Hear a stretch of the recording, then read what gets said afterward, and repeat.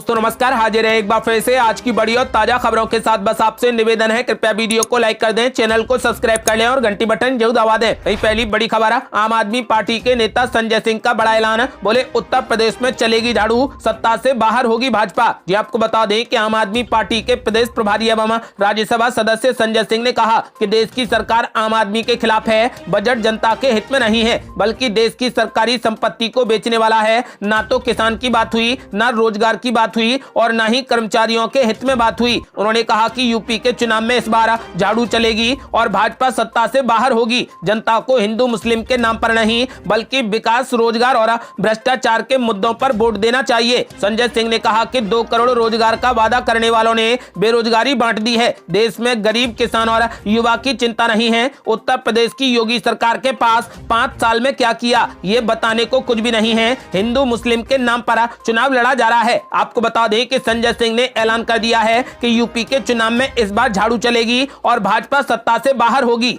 और ये बड़ी खबर, ब्राह्मणों को लुभाने के लिए अखिलेश यादव ने खेल दिया बड़ा खेल, कर दिए बड़े ऐलान। ये आपको बता दें कि समाजवादी पार्टी के अध्यक्ष अखिलेश यादव ने ब्राह्मण संगठनों के प्रतिनिधि मंडल को भरोसा दिला दिया है कि सपा की सरकार बनने पर काशी विश्वनाथ समेत अन्य मंदिरों के पुजारियों और पुरोहितों को मानदेय दिया जाएगा। संस्कृत शिक्षकों का सम्मान होगा और ब्राह्मणों सहित सभी पर लगे फर्जी मुकदमे वापस लिए जाएंगे। सपा मुख्यालय से जारी बयान के अनुसार पार्टी के राष्ट्रीय अध्यक्ष अखिलेश यादव से कई ब्राह्मण संगठनों के प्रतिनिधियों ने भेंट की और उन्हें अपने समर्थन का भरोसा दिलाया। यादव ने उन्हें आश्वासन दिया है कि प्रदेश में समाजवादी पार्टी की सरकार बनने पर संस्कृत शिक्षकों का सम्मान होगा, मंदिरों का संरक्षण होगा, काशी विश्वनाथ मंदिर के पुजारियों सहित अन्य मंदिरों के पुजारियों को मानदेय दिया जाएगा। और ये बड़ी खबर, कांग्रेस ने जारी की दूसरे चरण के स्टार प्रचारकों की सूची। भूपेश बघेल, अशोक गहलोत के साथ सचिन पायलट भी शामिल। ये आपको बता दें कि कांग्रेस ने 14 फरवरी को होने वाले उत्तर प्रदेश विधानसभा चुनाव के दूसरे चरण के लिए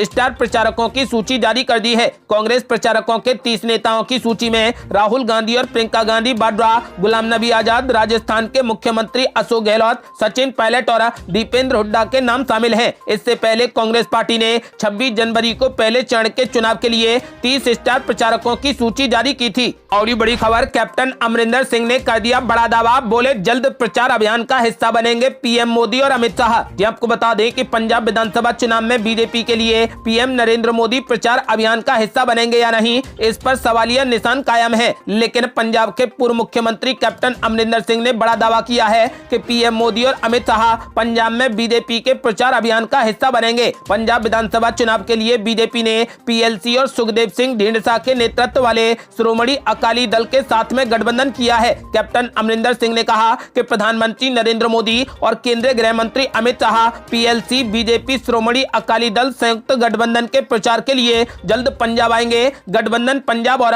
देश के हित में बनाया गया है। आपको बता दें कि कैप्टन अमरिंदर सिंह ने एक बार फिर से पंजाब की सुरक्षा का मुद्दा उठाया है। पंजाब लोक कांग्रेस के प्रमुख अमरिंदर सिंह ने दावा किया है कि केवल पीएलसी भाजपा गठबंधन ही संवेदनशील सीमावर्ती राज्य में सुरक्षा सुनिश्चित कर सकता है। अमरिंदर सिंह ने कहा कि राज्य और देश की सुरक्षा सर्वोपरि है, जिसे केवल पीएलसी गठबंधन केंद्र में भाजपा के नेतृत्व वाली सरकार के समर्थन से सुनिश्चित कर सकता है।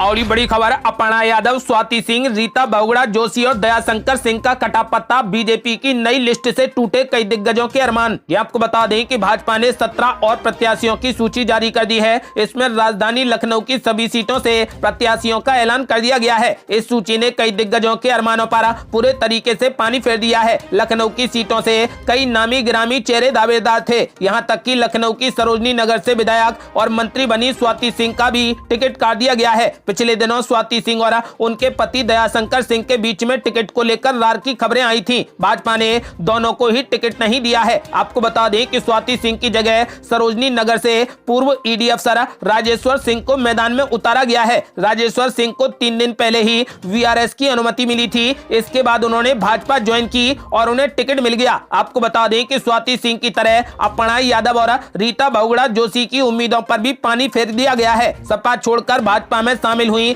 मुलायम सिंह यादव की बहू अपर्णा यादव को लखनऊ कैंट से दावेदार माना जा रहा था। उन्होंने एक दिन पहले ही अखिलेश यादव के खिलाफ करल से भी उतरने की इच्छा जताई थी। इसके बाद भी न तो उन्हें करल से उतारा गया और न ही लखनऊ कैंट का टिकट मिल सका। भाजपा सांसद रीता बहुगुणा जोशी के हाथ भी निराशा लगी। रीता बहुगुणा जोशी अपने बेटे के लिए लखनऊ पूर्व की सीट मांग रही थी। उन्होंने तो बेटे को टिकट के लिए सांसदी तक की सीट छोड़ने की इच्छा जता दी थी। भाजपा अध्यक्ष जेपी नड्डा को पत्र भी लिख दिया था, लेकिन इसके बाद भी बीजेपी ने उनके बेटे को टिकट नहीं दिया है।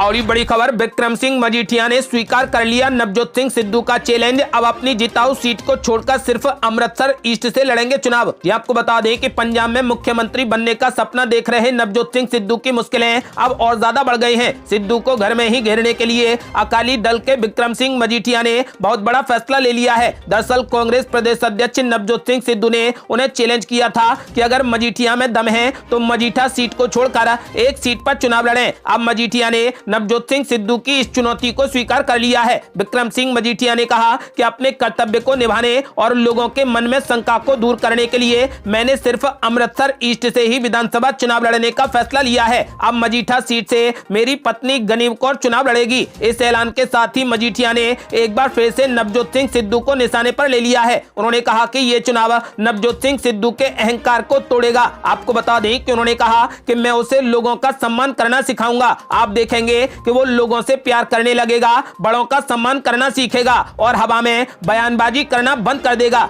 और ये बड़ी खबर, सपा सांसद शफीकुर रहमान बर्क ने बीजेपी पर बोला जोरदार हमला। बोले सरकार और ये लोग मुसलमानों को खत्म करना चाहते हैं, लेकिन हम कमजोर नहीं हैं। ये आपको बता दें कि समाजवादी पार्टी के सांसद शफीकुर रहमान बर्क एक बार फिर से अपने बयानों को लेकर चर्चा में आ गए हैं। यूपी के संभल जिले में शफीकुर रहमान बर्क ने बीजेपी सरकार पर आरोप लगाते हुए कहा कि ये पार्टी मुसलमानों को खत्म करना चाहती है। अखिलेश यादव के 300 यूनिट बिजली फ्री देने के वादे पर उन्हीं के सांसद शफीकुर रहमान बर्क ने कहा कि इलेक्शन है और इलेक्शन की बातें अलग होती हैं। शफीकुर रहमान बर्क ने भाजपा पर हमला बोलते हुए कहा कि बीजेपी ने सिवाय नफरत फैलाने के और हिंदू मुस्लिम नारे के अलावा कोई भी बुनियादी काम नहीं किया है। उनके द्वारा सिर्फ नफरत फैलाई गई है। सांसद बर्क ने कहा कि बीजेपी की बुनियाद ही नफरत पर टिकी है। समाजवादी पार्टी के सांसद शफीकुर रहमान बर्क ने कहा कि ये सरकार और ये लोग मुसलमानों को खत्म करना चाह रहे हैं। इसी पर जो हमने उनसे सवाल पूछा तो उन्होंने धर्म संसद की बात कही और कहा कि क्या हम इतने कमजोर हैं। आपको बता दें कि सपा सांसद ने कहा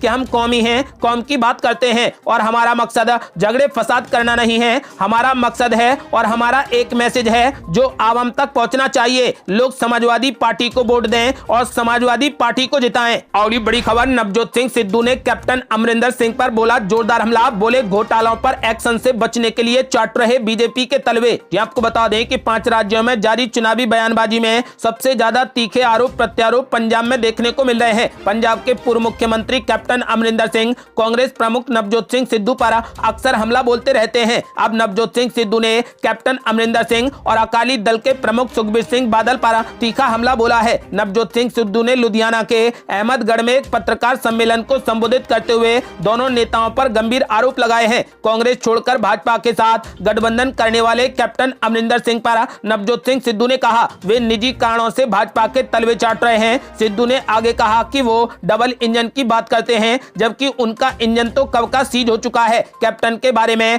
तल्ख टिप्पणी करते हुए नवजोत सिंह सिद्धू ने कहा कि कांग्रेस से लात पड़ने के बाद कैप्टन बीजेपी के साथ खड़े हो गए। जिस पार्टी ने 10 साल मुख्यमंत्री बनाया उसके खिलाफ जाते हुए उनको शर्म नहीं आई। नवजोत सिंह सिद्धू ने इस कैप्टन अमरिंदर सिंह के परिवार से जुड़े विवादों को उछालकर उन्हें घेरने की कोशिश की। नवजोत सिंह सिद्धू ने कहा कि कैप्टन ताता थैया इसलिए कर रहे हैं क्योंकि जरकंडा ट्रस्ट विवाद में उनके जमाई पर 200 करोड़ रुपए का केस हो गया था। तब से ही कैप्टन दर्द से करा रहे हैं। ये पंजाब नहीं बल्कि अपनी जान बचाने के लिए बीजेपी के तलवे चाट रहे हैं। सिद्धू ने कहा कि कैप्टन कहते हैं वे उन्हें हरा देंगे, लेकिन सिद्धू को हराने के से आखिर क्या मिलेगा। आपको बता दें कि कैप्टन अमरिंदर सिंह पर हमला बोलते हुए नवजोत सिंह सिद्धू न्यूज ने साफ कर दिया है कि एक्शन से बचने के लिए कैप्टन अमरिंदर सिंह बीजेपी के तलवे चाट रहे हैं। और ये बड़ी खबर, राम मंदिर और विश्वनाथ धाम का उदाहरण देकर मुख्यमंत्री योगी आदित्यनाथ ने किया बड़ा ऐलान, बोले नहीं छूटेगा मथुरा वृंदावन। ये आपको बता दें कि उत्तर प्रदेश विधानसभा चुनाव में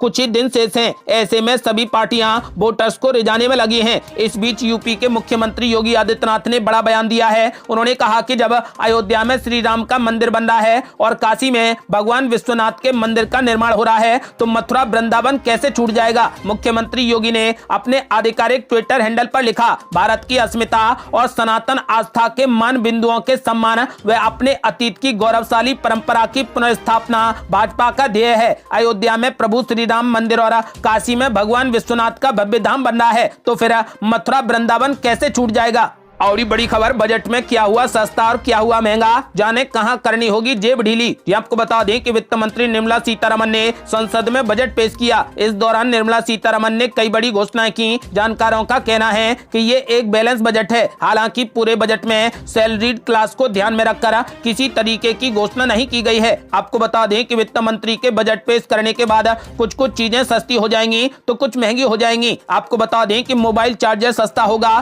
खेती का सामान भी सस्ता होगा, हीरे के गहने सस्ते होंगे, जूते चप्पल सस्ते होंगे, विदेश से आने वाली मशीनें भी सस्ती होंगी। इसके अलावा मोबाइल फोन और कपड़ा तथा चमड़ा भी सस्ता हो जाएगा। यदि महंगे की बात की जाए तो कैपिटल गुड्स पर आयात शुल्क में छूट को खत्म करते हुए 7.5% आयात शुल्क लगा दिया गया है। इमिटेशन ज्वेलरी पर कस्टम ड्यूटी बढ़ाई गई है ताकि इसके आयात को कम किया जा सके। विदेशी छाता भी महंगा होगा। आपको बता दें कि एमएसएमई को मदद के मकसद से वित्त मंत्री ने स्टील स्क्रैप पर कस्टम ड्यूटी छूट को 1 साल के लिए बढ़ाने का ऐलान किया है। मेंथा ऑयल पर कस्टम ड्यूटी को घटाया गया है। आपको बता दें कि फिलहाल इसमें सबसे अहम खेती का सामान काफी सस्ता हो जाएगा। और ये बड़ी खबर, यूपी चुनाव के महापोल में बड़ा खुलासा, योगी की लोकप्रियता का जलवा, यूपी में पूर्ण बहुमत के साथ फिर से बनेगी भाजपा की सरकार। ये आपको बता दें कि उत्तर प्रदेश विधानसभा चुनाव में सत्तारूढ़ भारतीय जनता पार्टी और समाजवादी पार्टी आमने सामने हैं। सभी दलों ने अपने अपने अधिकांश उम्मीदवारों के नामों की घोषणा कर दी है। वहीं सर्वे एजेंसियों की भी रिपोर्ट सामने आ रही है।